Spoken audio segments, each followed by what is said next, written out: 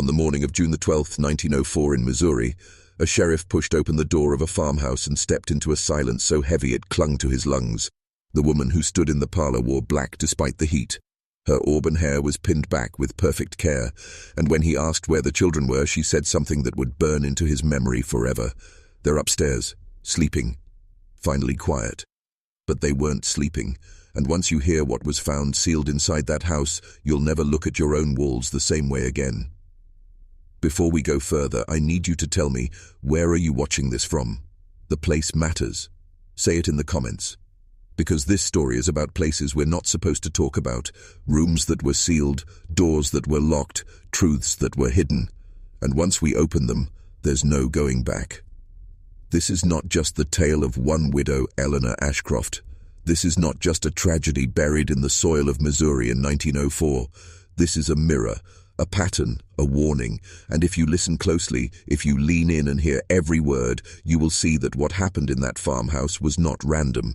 It was the product of systems, psychological systems, spiritual systems, institutional systems that still hold you in their grip today. The neighbors thought they knew Eleanor. She was immaculate, precise, admired even, a woman of order, dignity, silence. But perfection, when pushed too far, begins to rot, and rot, when sealed behind walls, does not die. It festers, it transforms, it becomes something unrecognizable. That house did not fall silent by accident. It was turned into a machine of silence. And what was discovered in that upstairs room was not just the end of her children, it was the unveiling of a ritual. The sheriff would later say he had never investigated anything more than a barroom stabbing, but the moment he stepped in, through that door, he knew. This was not a disappearance, not an accident. It was deliberate. He found the medicine bottles lined in order, laudanum, paregoric. He found the curtains tied shut with rope, the windows boarded over from the inside. He found 4 small beds, neatly made, with 4 small bodies, perfectly arranged, their faces pale, their hands folded across their chests, like someone had prepared them for a ritual burial inside their own bedrooms. Now, let me ask you something. Why do you think people seal rooms?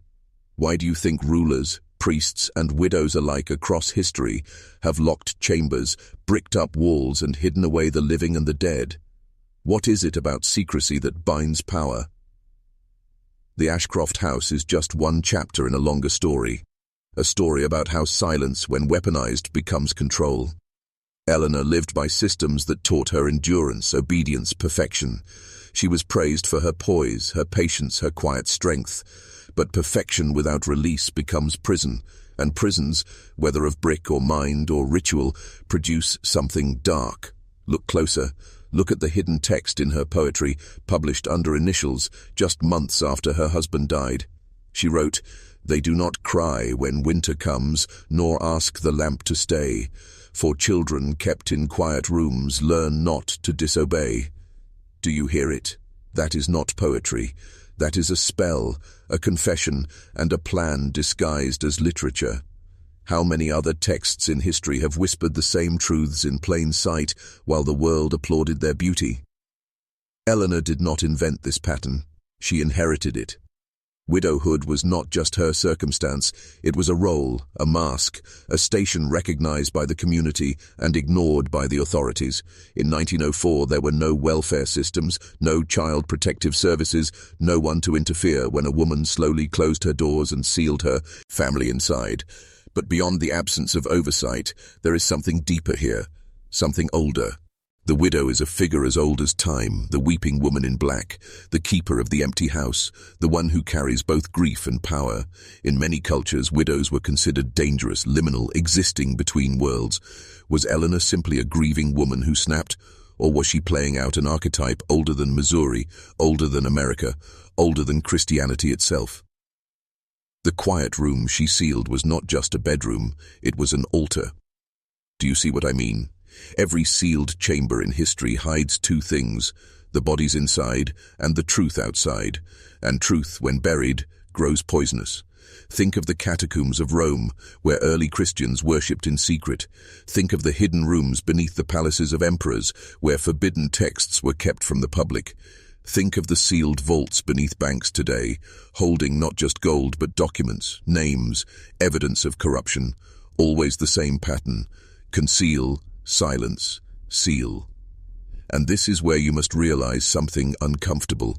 The same systems that allowed Eleanor to hide her children behind drawn curtains, to withdraw them from church, from school, from community, and to rewrite their lives inside a locked house, those systems are still here. They are not called widows or curtains anymore.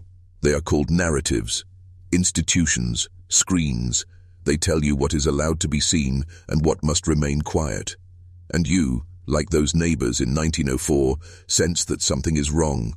You smell it in the air, but you don't report it. You don't act, because the system has trained you not to. Now pause. Take a breath. Look around the room you are sitting in. If the walls could speak, what stories would they tell? What secrets have you sealed away to survive? Because here's the revelation. What Eleanor did in 1904 was monstrous. But it was also a perfect reflection of what happens at larger scales. Fams, Ilees seal rooms, towns seal rumors, nations seal history, institutions seal truth, and what is hidden always leaks out as poison. You think this is just a ghost story from rural Missouri? It isn't. This is about you, about what you've been told not to see. At this point, I want you to do something with me. Write this in the comments twice, exactly as it is. I open the sealed door. Write it twice to mark the transformation, to anchor it in your own mind and in this community, because this is how we break the silence. The algorithm will bury what it can't classify, but the act of speaking, of commenting, of breaking the seal publicly is itself rebellion. Now, back to Eleanor. Neighbors later recalled she had begun to refer to her children not by name, but as the house. She would say things like, "The house is sleeping well these days. Do you understand the weight of that shift?" The children had ceased to be individuals. They had become an extension of her own silence, her own architecture. This is how dehumanization begins, not with violence but with renaming. This is the same pattern used by empires, armies, bureaucracies and corporations. People become numbers, units, collateral, and once that transformation is complete, the unthinkable becomes permissible. The Ashcroft widow did not kill her children as children. She killed them as extensions of the house. She sealed them as part of the architecture. They were no longer flesh, they were furniture. No longer voices, they were silence. And once you see that, you recognize it everywhere. In history books that erase entire nations with a footnote, in corporate memos that reduce workers to headcount, in psychological programs that redefine men as toxic until they surrender their strength. Always the same trick: rename, reduce, erase, seal. The sheriff who found those children upstairs said their hated hands were folded over their chests, as if someone had carefully arranged them. This was not chaos, it was order, it was ritual, and ritual has rules, ritual has meaning.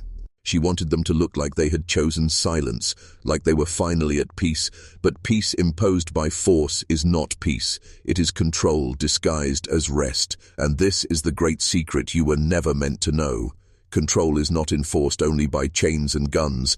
The deepest control is silence, the control that convinces you not to ask, not to knock, not to open the door. And the institutions that shape your world know this better than Eleanor ever did. Every sealed door in history, whether in a Missouri farmhouse, a medieval monastery, a corporate boardroom, or a government archive, holds the same question: who benefits from the silence? Eleanor benefited because silence gave her a kingdom where she alone ruled. The church benefited because silence kept scandal from staining their pulpit. The neighbors benefited because silence meant they didn't have to face the darkness next door. And the state benefited because silence meant one more tragedy could be folded away as private grief rather than public failure. And here's where you must face the hardest truth of all. You live in the same arrangement. You are surrounded by sealed rooms. Political, historical, personal. You are trained to look away, to explain it away, to accept it as normal. But the smell of rot still drifts through the air, doesn't it? You sense it. You know it. That is why you are here.